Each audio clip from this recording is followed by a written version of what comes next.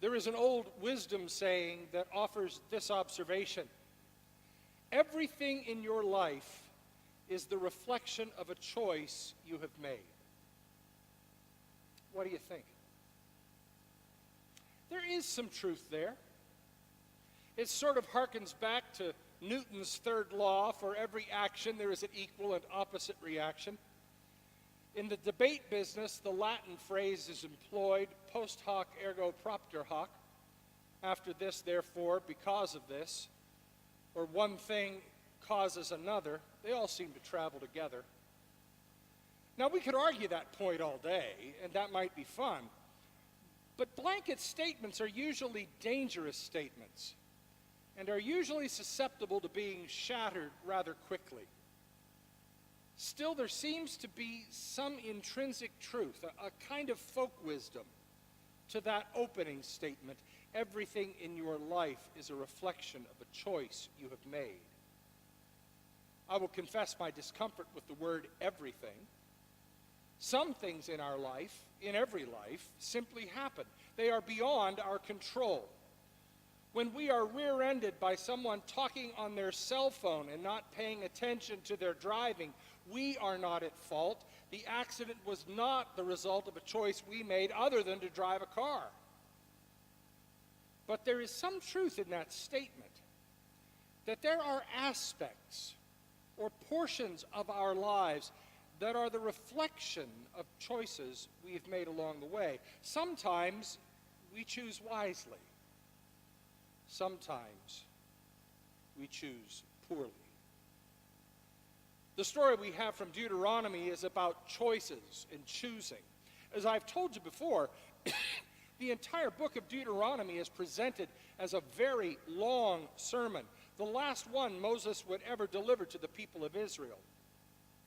They stand on the threshold of the promised land, and Moses will not be entering the land with them. His work is done. He will send them into the land under the leadership of another. The tone of the book is like that of a grandfather speaking to his descendants. There is a sweetness to Deuteronomy that can be missed if one is not aware of the purpose of the book. By the time you get to our passage for the morning, Moses is the exhorter, the persuader, the encourager. And like any parent or grandparent sending off the offspring, Moses offers them a word of warning. If they wish to succeed and prosper, if they want to live into the promises God has made, if they want the fullness of life that God created humankind to enjoy, then they must show their love and devotion to God by following God's way and keeping God's commandments. Live as God has called you to live, Moses says, and your life will be full and abundant. You see, Moses knew full well that there are other pathways, other ways of living that would present themselves to his people. He knew that there would be temptations and enticements that would lead them away from God's way. He knew that there are ways that all of us can travel that lead to misery, conflict, and even destruction. He knew that in the newfound freedom and liberty that was the people of Israel's gift from God, they would be tempted to misuse that freedom and that new liberty, and to live in ways that created other gods, gods of greater importance, gods that would demand their first loyalty and their prime allegiance. In their newly discovered life, in their newly entered land, the people of Israel would face a choice: the way that leads to life and the way that leads to death. It will be their choice in their life as a people and in their lives as individuals. And those lives will reflect the choices they make. Choose life so that you and your descendants may live, loving the Lord your God, obeying him and holding fast to him, for that means life to you and length of days, These are Moses' words of advice and admonition. Now fast forward a few centuries. Jesus is speaking, and in his word rings an echo of the words of Moses. The thief comes only to steal and kill and destroy. I came that they may have life and have it abundantly. Jesus isn't teaching anything new. If anything, he's reinforcing the ancient teachings of Israel. God is the source of life and blessing. Jesus comes to bring that lesson in fresh, new, vibrant ways. Follow God's pathway, obey God's commandments, honor God by loving God and neighbor, and you will have the life that really is life. Your life will be abundant, copious, plenteous, bounteous. As Jesus proclaims in Luke's gospel, your life will be a good measure, pressed down, shaken together, and running over. But, Jesus reminds us, there are those who are like thieves, who come only to steal and kill and destroy. There are those voices and forces in our world and in our lives that will seek to divert us to another way, to worship other gods, to live by other laws and commandments. There are those voices, sometimes sweet and seductive, sometimes harsh and demanding, that will tell us that we are foolish to follow Jesus in the way of God, that we are wasting our time, that we are missing out on something better. Jesus makes it clear. I came that they may have life and have it abundantly. Jesus came to model for us what a human life can be when lived in connection with God and neighbor.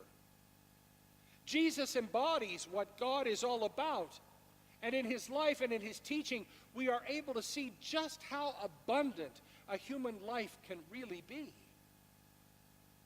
There's a choice. The way of the gate, which is the way of Jesus, or the way of the thief who breaks in to take away the true life that's given to us out of God's love in Jesus Christ. Everything in your life is the reflection of a choice you have made. I've been in ordained ministry for almost 31 years. When I think back over the people I've met along the way, I see this lesson played out again and again. There was a fellow, we'll call him Joe, who was dying of a very aggressive cancer. I was a young cub pastor. I didn't know up from down in so many ways, but Joe and I became friends. And I got up the courage one day to ask him if he was afraid to die. He said, "I'm not afraid of being dead. I'm just not looking forward to the journey." He knew where he was going, and that was fine.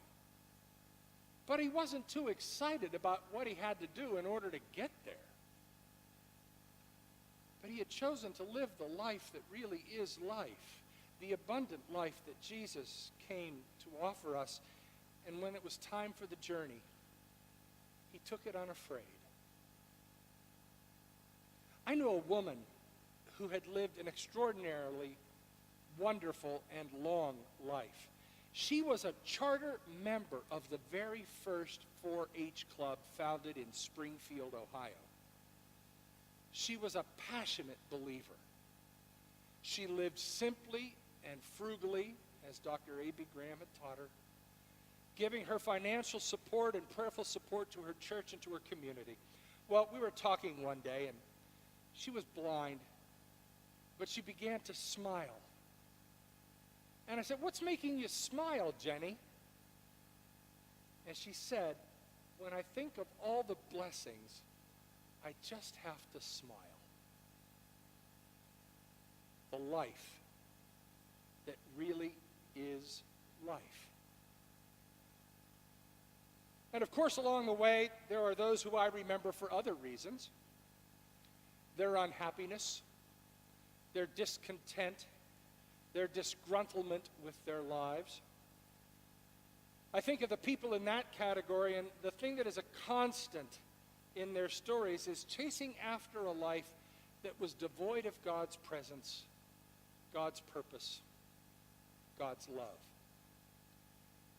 There were those who were in the endless pursuit of more. Even though most of them had more than they would ever need, they couldn't enjoy what they had because they were always looking for more.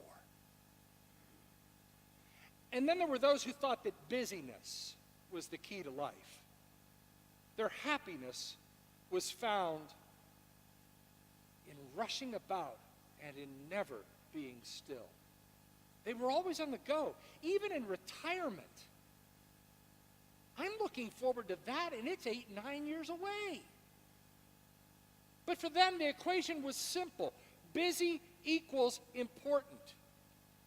There was little time for family, for friends, or faith. Always on the go, always being seen, always seeking the approval of others. And there were those who simply refused to experience grace or offer it to others. They always remind me of Inspector Javert in Les Miserables.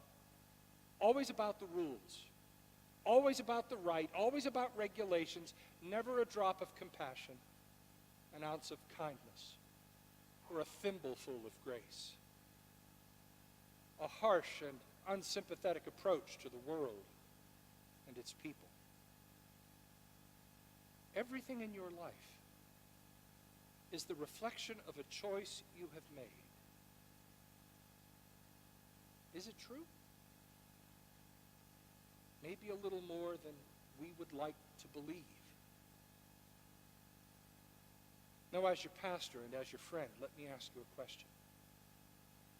How's your life? Is it a life of happiness and contentment? Does your life have a focus and a purpose? Does your head hit the pillow at the end of the day with joy, knowing that you shared the love of God with someone else? Does your life offer you rewards, some joy, some happiness, some fulfillment? Imagine a pastor talking about life and happiness. Are you enjoying the gift of life that God has given you? Or is there something not quite right? Is life more challenge than blessing? Does life seem like a scattershot pattern that asks for much and returns very little? Are you tired of chasing after something that seems like it ought to satisfy but never quite does, and you're not quite able to catch it? Does life ever seem a little counterfeit? A little phony? A little too much of a sham? I'm here to tell you it doesn't have to be that way. Get back on the pathway that leads to God's gift of authentic and abundant life. Slow down, especially on the Lloyd. Look around. Reconnect with God and reconnect with other people. Experience God's love and share that love. Get off the merry-go-round of being busy and distracted and preoccupied. And when you do, life begins to change. The joy returns. The happiness returns. The purpose and the fulfillment return. Life, the abundant and lavish life that we were created to enjoy, comes charging back. Maybe it's because I'm having a big birthday next December. It's got a 0 in it. I'll be 5 miles an hour short of the speed limit. But I get it now, like I've never gotten it before. We only get one life. Why live a life that is not life? Why let the thieves break in and steal what God has given you? Why not take hold of the life that really is life, the abundant life that's found in Jesus Christ? I call heaven and earth to witness to you this day that I have set before you life and death, blessings and curses. Choose life, that you and your descendants may live, loving the Lord your God, obeying him and holding fast to him. You have a choice. Each and every one of us does. Please choose wisely. For now and evermore. Amen.